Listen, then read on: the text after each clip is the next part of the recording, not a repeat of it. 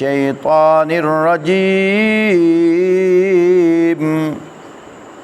بسم اللہ الرحمن الرحیم افغیر اللہ ابتغی حکما وهو الذی انزل الیکم الکتاب مفصلا والذین آتیناہم الکتاب یعلمون انہ منزل من ربک بالحق فلا تکونن من الممترین۔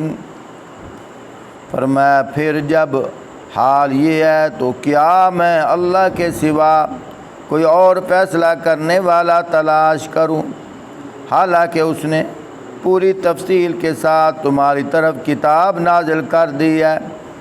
جن لوگوں کو ہم نے تم سے پہلے کتاب دی تھی وہ جانتے ہیں کہ یہ کتاب تمہارے رب ہی کی طرف سے حق کے ساتھ نازل ہوئی ہے، لہذا تم شک کرنے والوں میں شامل نہ ہو جاؤ۔ وَتَمَّتْ كَلِمَةُ رَبِّكَ صِدْقًا وَعَدْلًا لَا مُبَدِّلَ لِكَلِمَاتِهِ وَهُوَ السَّمِيعُ الْعَلِيمُ۔ تمہارے رب کی باتیں سچائی اور انصاف کے ساتھ پوری ہو چکی ہیں، کوئی اس کی باتوں کو تبدیل کرنے والا نہیں ہے، اور وہ سب کچھ سنتا جانتا ہے۔ وَإِن تُطِعْ أَكْثَرَ مَنْ فِي الْأَرْضِ يُضِلُّوكَ عَنْ سَبِيلِ اللَّهِ إِن يَتَّبِعُونَ إِلَّا الظَّنَّ وَإِنْ هُمْ إِلَّا يَخْرُصُونَ۔ اے نبی صلی اللہ علیہ وسلم، اگر تم ان لوگوں کی اکثریت کے کہنے پر چلو جو زمین میں بستے ہیں تو وہ تمہیں اللہ کے راستہ سے بھٹکا دیں گے، وہ تو محض گمان پر چلتے اور قیاس آرائیاں کرتے ہیں۔ ان ربک هو اعلم من یضل عن سبیلہ وهو اعلم بالمہتدین۔ در حقیقت تمہارا رب زیادہ بہتر جانتا ہے کہ کون اس کے راستے سے ہٹا ہوا ہے اور کون سیدھے راستے پر ہے۔ کذالک جعل اللہ الرجس علی الذین لا یؤمنون۔ اسی طرح اللہ حق سے فرار اور نفرت کی ناپاکی ان لوگوں پر مسلط کر دیتے ہیں جو ایمان نہیں لاتے۔ وَهَذَا صِرَاطُ رَبِّكَ مُسْتَقِيمًا قَدْ فَصَّلْنَا الْآيَاتِ لِقَوْمٍ يَذَّكَّرُونَ۔ فرمایا حالانکہ یہ راستہ تمہارے رب کا راستہ ہے اور اس کے نشانات ان لوگوں کے لیے واضح کر دیے گئے ہیں جو نصیحت قبول کرنے والے ہیں۔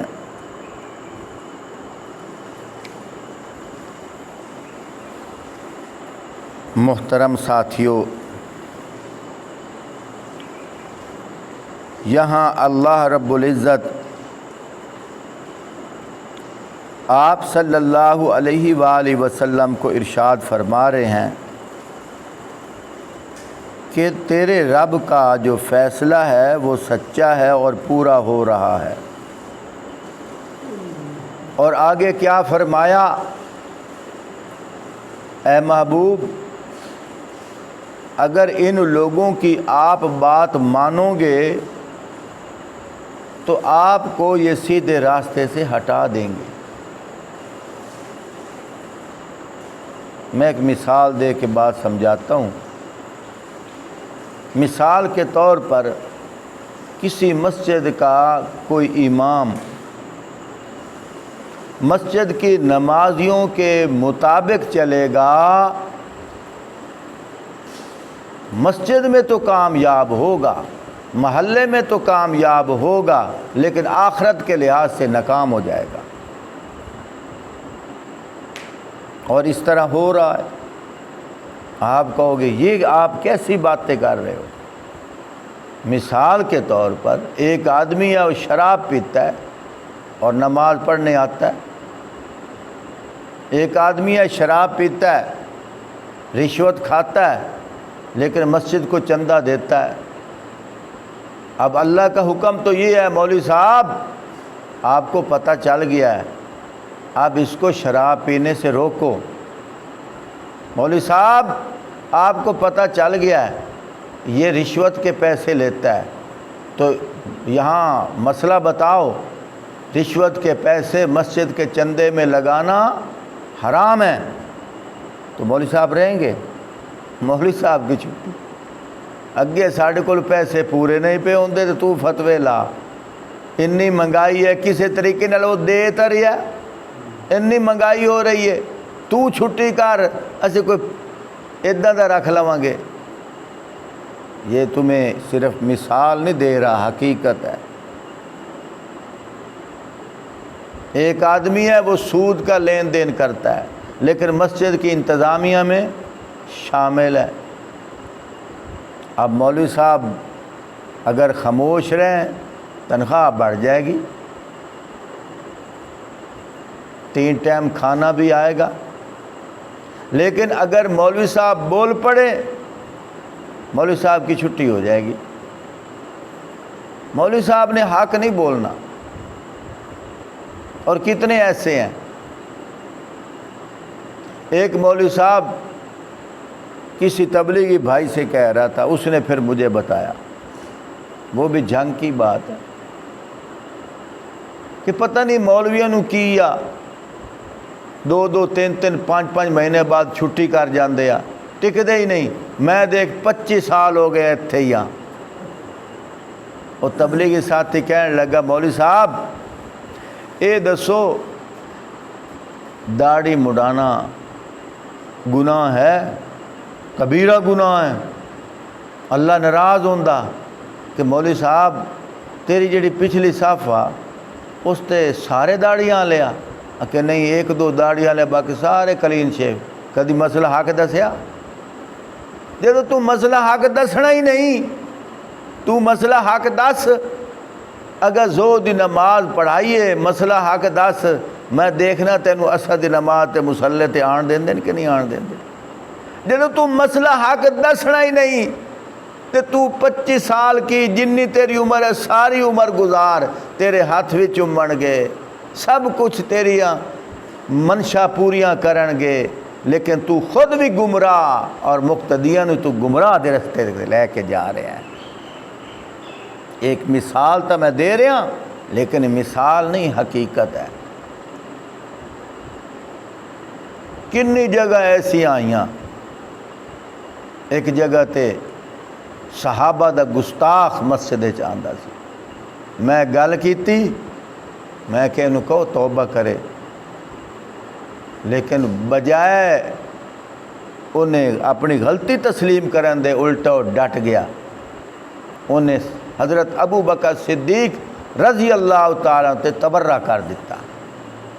اے میرے اگے قرآن پہ ہے، لیکن میں کیا گل سن، ٹھیک ہے اس مسجد کے اندر میری بڑی عزت ہے، بڑا مقام ہے، بڑی سہولیات ہیں، لیکن دن قیامت دے میں حضرت ابو بکر صدیق رضی اللہ تعالیٰ دے سامنے کس منہ نال جاواں گا؟ ہن ایتھے یا میں رواں گا یا تو رہے گا۔ تے پنڈ دا لمبردار کہنے لگا، مولوی جی تسی جاؤ۔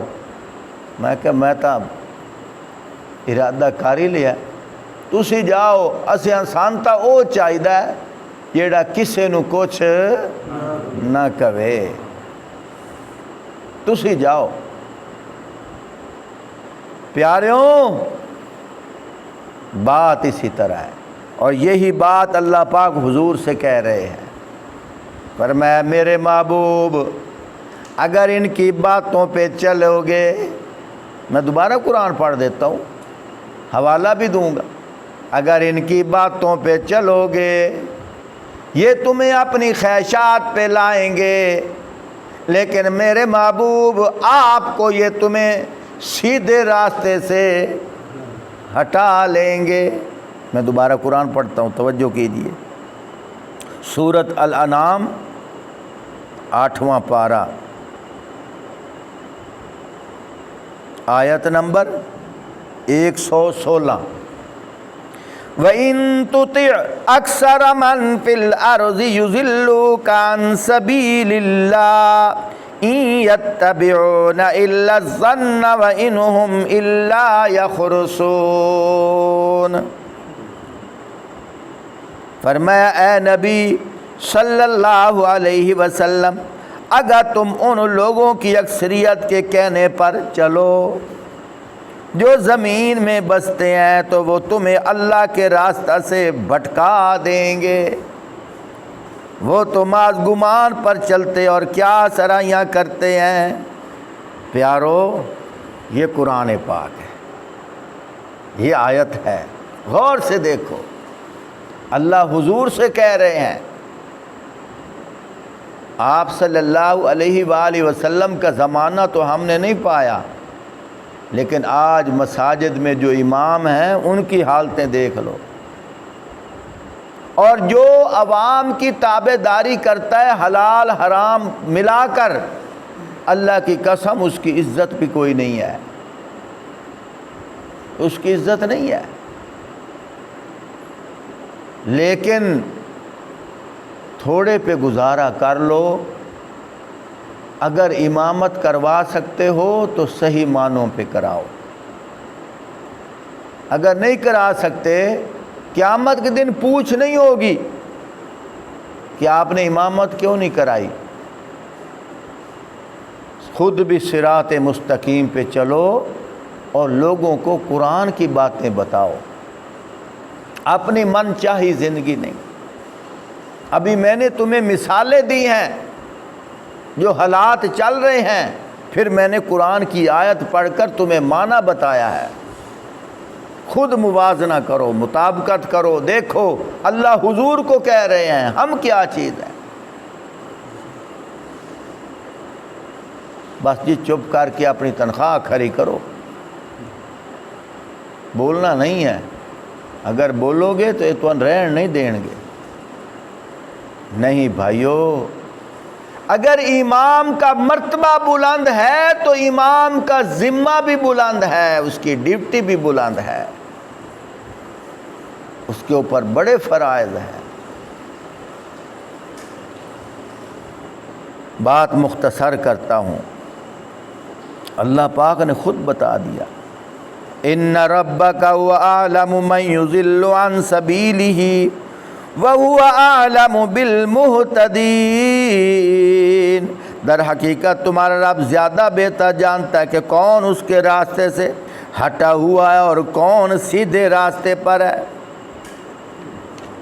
میرے بھائیوں، بات یہ ہے، میں نے کل بھی درس قرآن میں بتایا تھا، لوگوں نے کہا تھا مکہ کے مشرکین نے کہ پہلے جو انبیاء آتے تھے ان کی قومیں فرمائشی مطالبہ کرتے تھے اور وہ مطالبہ پورا ہو جاتا تھا۔ اگر آپ اللہ کے نبی ہیں، وہ جو سامنے پہاڑ کھڑا ہے نا، غالباً فران کا پہاڑ تھا، یہ سارا سونا ہو جائے، آپ صلی اللہ علیہ وآلہ وسلم نے اللہ پاک سے دعا کی۔ اللہ پاک نے فرمایا، میرے محبوب، میرے بنانے میں دیر کو نہیں لگنی، میں نے بنا دینا ہے، یہ سونے کا بن جائے گا، لیکن میرے محبوب میرا قانون ایک اور بھی ہے۔ وہ قانون کیا ہے؟ جب پہلی قوم کے لوگوں کا مطالبہ پورا ہو جاتا تھا، پھر قوم کے لوگ نہیں مانتے تھے، ہم عذاب بھیج کر پوری قوم کا صفحہ لپیٹ دیتے تھے، پوری قوم کو ختم کر دیتے تھے۔ میرے محبوب، اگر جس طرح آپ دعا مانگ رہے ہو، میں اس پہاڑ کو سونا بنا دیتا ہوں، لیکن آگے دیکھو پھر کیا ہوگا۔ پھر بھی اگر یہ لوگ نہ مانیں پھر تو عذاب آ جائے گا۔ میں اس وجہ سے نہیں بنا رہا، نہیں تو میں محتاج نہیں ہوں، عاجز نہیں ہوں، کمزور نہیں ہوں، میں تو اس لیے نہیں بنا رہا کہ میرا قانون ہے، قانون خداوندی ہے کہ جب میں قوم کا مطالبہ پورا کرتا ہوں پھر قوم بات نہ مانے، جس طرح صالح علیہ السلام نے ان کی قوم نے کہا تھا کہ سامنے پہاڑ ہے، اس پہاڑ سے اونٹنی نکلے، نکلتے بچہ جان دے، لیکن دیکھو اونٹنی بھی نکلی، بچہ بھی جنا، اور پھر فرمایا کہ اس کو کچھ نہ کہنا، اگر اس کو کچھ کہو گے اللہ کا عذاب آ جائے گا۔ انہوں نے اونٹنی کو قتل کر دیا، پھر اللہ کا عذاب آیا۔ فرمایا میرے محبوب جب میں پہاڑ کو سونا بناؤں گا یہ لوگ پھر نہیں مانیں گے، میں عذاب بھیج دوں گا، اس لیے آپ ان کے لیے یہ دعا نہ مانگیے۔ تو میرے بھائیوں، دوستوں، بزرگوں، فرمایا کہ آپ اللہ کی وحی کی بس اتباع کرتے رہیں۔ جن کی قسمت میں ہدایت ہے وہ مسلمان ہو جائیں گے، اور اللہ کی شان ازل سے لے کر اب تک ہم دیکھ رہے ہیں، آبادی کے لحاظ سے نہ ماننے والے زیادہ ہیں اور ماننے والے تھوڑے ہیں۔ بات ختم کر رہا ہوں۔ نوح علیہ الصلاۃ والسلام 950 سال، 9 سال نہیں، 9 دن نہیں، 9 ہفتے نہیں، 9 مہینے نہیں، 950 سال اسلام کی دعوت دی، ماریں کھائی، اور مسلمان کتنے ہوئے؟ 80 یا 82، بس 80-82 مسلمان ہیں، یعنی 1 سال کا ایک آدمی بھی نہیں ہے، 10 سال کے برابر بھی ایک آدمی۔ جتنے انبیاء دیکھ لو، تعداد لاکھوں میں، لیکن کلمہ پڑھنے والے مختصر، تھوڑے سے۔ آپ صلی اللہ علیہ وآلہ وسلم جب مکے سے ہجرت کر کے آ رہے تھے اس وقت بھی کم و بیش 80-82 آدمی تھے، بعد میں تعداد بڑھتی گئی، کچھ مدینے میں مسلمان تھے، اور جب سہولیات کے دروازے کھلے تو پھر تو اسلام کی اللہ پاک نے فرمایا اذا جاء نصر اللہ والفتح، جب آئے گی مدد اللہ کی اور فتح، وَرَأَيْتَ النَّاسَ يَدْخُلُونَ، آپ دیکھو گے کہ لوگ داخل ہوں گے فی دین اللہ افواجا، اللہ کے دین میں فوج در فوج۔